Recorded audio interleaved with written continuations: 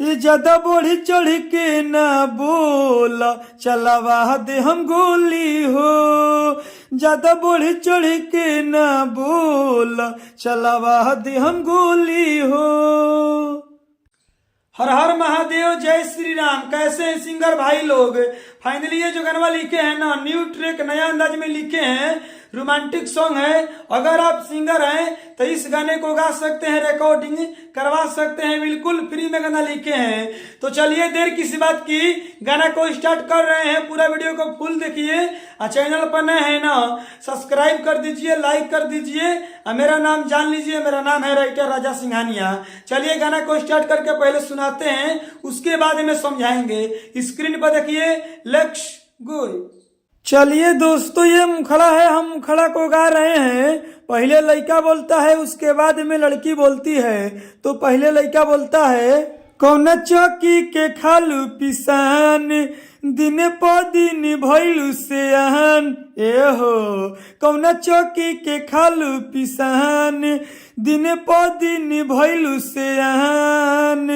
उम्र 16 में पेनहताड़ू, 32 के तू चोली हो।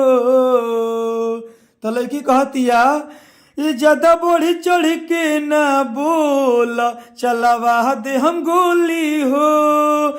ज्यादा बढ़ी चढ़ के ना बोला, चलावा दे हम गोली हो। चलिए दोस्तों, ये पहिलिका अंतरा है, हम पहिलिका अंतरा को गा रहे हैं। पहले लड़का बोलता है, उसके बाद में लड़की बोलती है। तो पहले लड़का बोलता है, पेन ही अध कटी, पेन ही फैशन में जिएलू, दर्जी से सियावेलू की अपने से सिएलू। तो लड़की कहतिया, ओइसे न बोला तू हमरा के बोलिया, मर के थुरवाई दे हम तोहर हुलिया। हाँ हाँ, पेन्ही अध कटी, पेन्ही फैशन में जिएलू, दर्जी से सियावेलू की अपने से सिएलू। हाँ हाँ, ऐसे न बोला तू हमरा के बोलिया, मर के थुरवाई दे हम तोहर हुलिया। सही कहतानी सुनाए रानी, चढ़े लगबू तू डोली हो। ज्यादा बढ़े चढ़ के ना बोला, चलावा दे हम गोली हो। ज्यादा बढ़े चढ़ के ना बोला, चलावा दे हम गोली हो। चलिए दोस्तों, ये दूसरा का अंतरा है, हम दूसरा का अंतरा को गा रहे हैं। पहले लड़का बोलता है, उसके बाद में लड़की बोलती है। तो पहले लड़का बोलता है, जब से चढ़ाल बाटे तो हर जवानी, पिए तू जालू हो नारियल के पानी। हाँ हाँ राजा सिंघनिया, तू मन हमारी बहतिया, हमारा पल पर नहीं होई दुर्गतिया। हाँ हाँ, जब से चढ़ाल बाटे तो हर जवानी, पिए तू जालू हो नारियल के पानी। हाँ हाँ राजा सिंघनिया, तू मन हमारी बहतिया, हमारा पाल पर नहीं होई दुर्गतिया।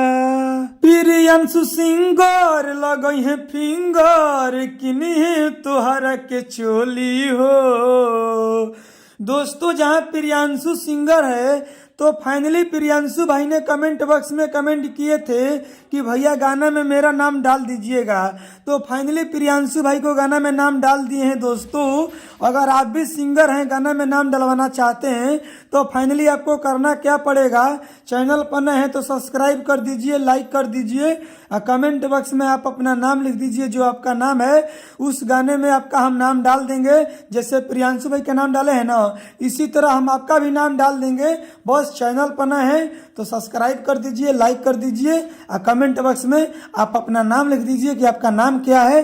अगली वीडियो बनाएंगे, अगली हम गाना लेकर आएंगे तो उस गाने में आपका नाम डाल देंगे। चलिए आगे का लाइन ऐसा है कि ज्यादा बढ़े चढ़ के ना बोला, चलावा दे हम गोली हो। ज्यादा बढ़े चढ़ के ना बोला, चलावा दे हम गोली हो। तो चलिए दोस्तों, गाना समाप्त हो गया है। अगर आप सिंगर हैं, चाहते हैं कि नहीं हम इस गाने को नहीं गाएंगे जो आप यूट्यूब पर डाले हैं, हम अपने लिए पर्सनल गाना लिखवा कर गाएंगे स्पेशल।